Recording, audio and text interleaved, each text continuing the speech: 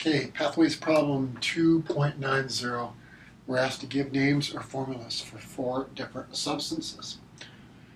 This problem again nicely demonstrates chemical nomenclature, something that you're expected to learn here in Chapter 2. Again, I don't know if you'll see a problem exactly like this on the exam. I mean, I guess it's possible.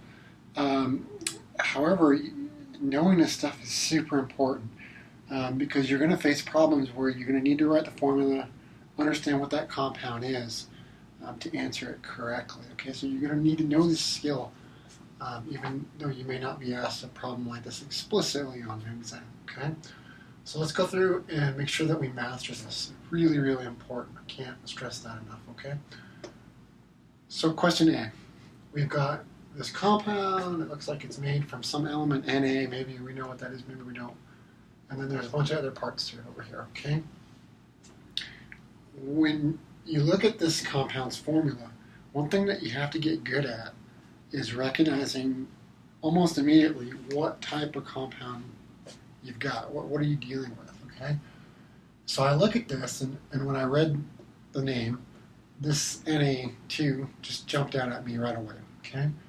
I recognize that as sodium. Sodium likes to form +1 cations, okay? Now, what is that sodium paired with when it forms the +1 cation to make a salt? Well, that's the rest of this, okay? Now, if you're a little bit inexperienced at this, it's going to be kind of confusing, okay?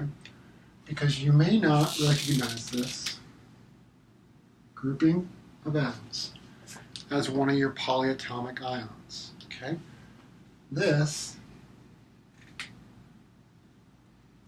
is one of the polyatomic ions on your list that you need to know.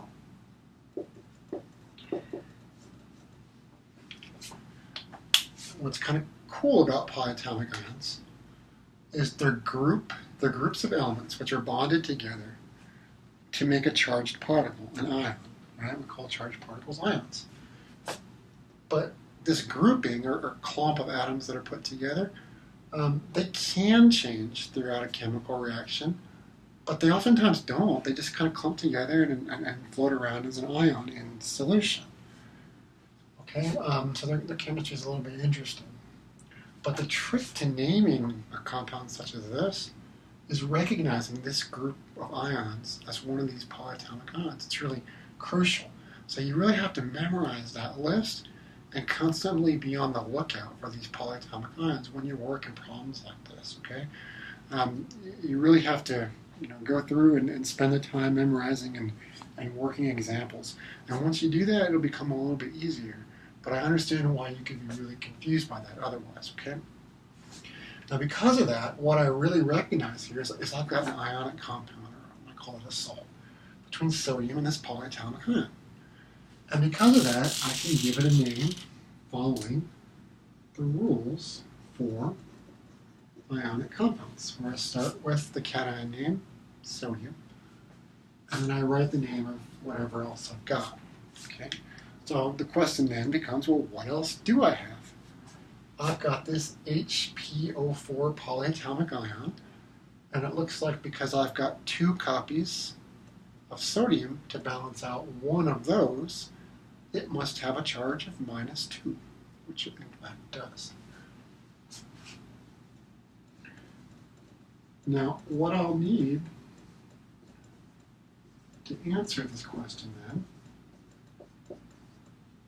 is the name of that polyatomic ion. That's called HPO4 2-, it's hydrogen phosphate. So I'd call this sodium hydrogen phosphate, and that would be the name that I could assign it, okay? Let's move to the next one. It's a little bit different, because here, I'm not giving the formula, I'm giving the name. I've got to work the opposite direction. Ammonium perchlorate. Ammonium perchlorate. Now that name, boy, that sounds really scientific, right? And that's chemistry right there, but how in the world do I write the formula for that? Well, I must go to the periodic table and look for the box for ammonium and perchlorate, right? That's not going to work, because those are polyatomic ions, not elements, okay? So here, you really need to know what ammonium is and what perchlorate is. If going to have any chance to solve this problem. Fortunately,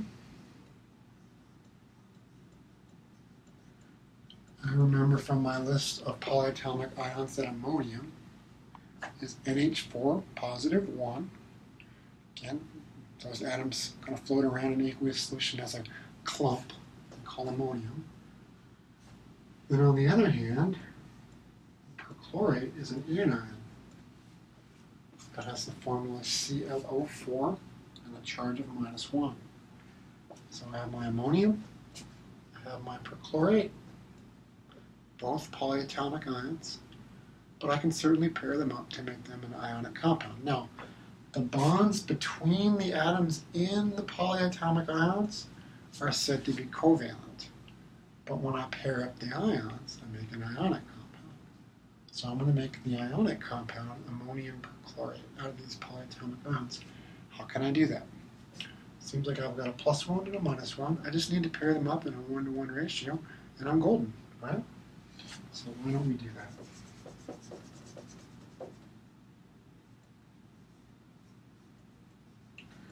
NH4, ClO4, ammonium perchlorate. Problem solved. I've got quite a compound here. I've got Pb, a bunch of stuff in parentheses, times 2, dot 3H2O. My goodness. This is kind of crazy. There's lots of things going on here, okay? But again, you start at the beginning and you try to figure out what you've got and what jumps out at you, okay?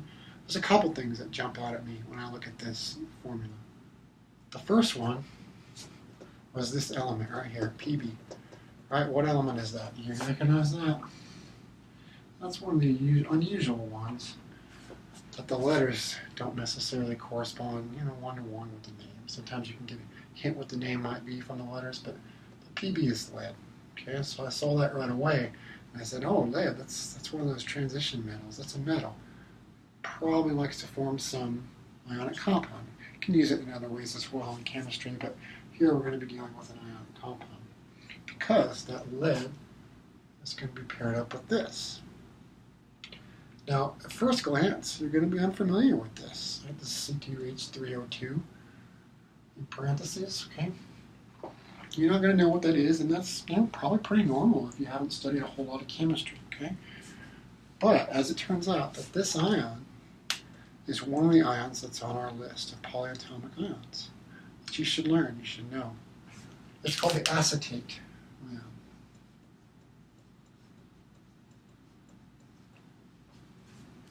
The acetate ion, okay? It's on that list, has a charge of -1. Now, notice that there's a parentheses around the acetate ion, and then a 2 written right here. It's important to understand what that means. It's important to understand that. That's basically saying that for every 1 copy of lead, I have 2 copies of this entire ion. So I'm clumping that ion together as 1 negatively charged ion, right? And I've got 2 of those for every 1 of these. That's what this means. It's a 2-to-1 ratio. And I use the parentheses to emphasize that I'm clumping all that together in one group. That's what I'm doing here, okay? So make sure that you understand that. That's real important, the use of those parentheses with these numbers as subscripts. Okay? Now, another thing that's important here, that's probably not going to be super obvious, but something that you want to think about when you're dealing with transition metals from the periodic table. When you're naming their compounds, remember that transition metals, like can oftentimes take multiple charge states, multiple oxidation states. They can have different charges. They're kind of flexible. Sodium's always +1, potassium's always +1, but the transition metals, they're flexible. They can have different charges oftentimes. Now, we want to tell all of our friends that we're communicating with which oxidation state we're dealing with. Now, right now we haven't specified that. If I just say lead acetate, I don't know what oxidation state. But I can specify it because I know that it's a 1-to-2 ratio between the lead and the acetate. And I also know that each acetate is -1.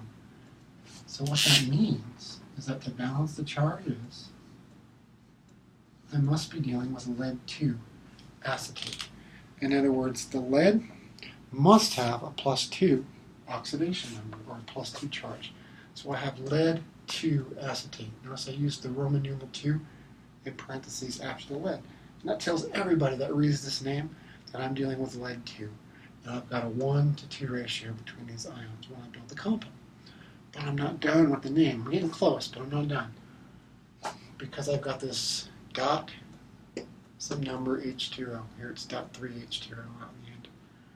Now when you see this is the second thing that actually jumped out at me when I saw this at the beginning. When you see this dot, some number H2O, that tells us that we're dealing with a hydrate. A hydrate. A hydrate is an ionic compound that incorporates water molecules into the crystal in a specific whole number ratio. Here that ratio is for every 1 copy of this, lead acetate, I've got 3 copies of water. And that's just characteristic of that hydrate. It's kind of interesting class of compounds that you see a lot in inorganic chemistry, okay? Now, I want to tell people which hydrate I'm dealing with, because sometimes there could be multiple hydrates for different compounds. So I want to specify which one I'm dealing with.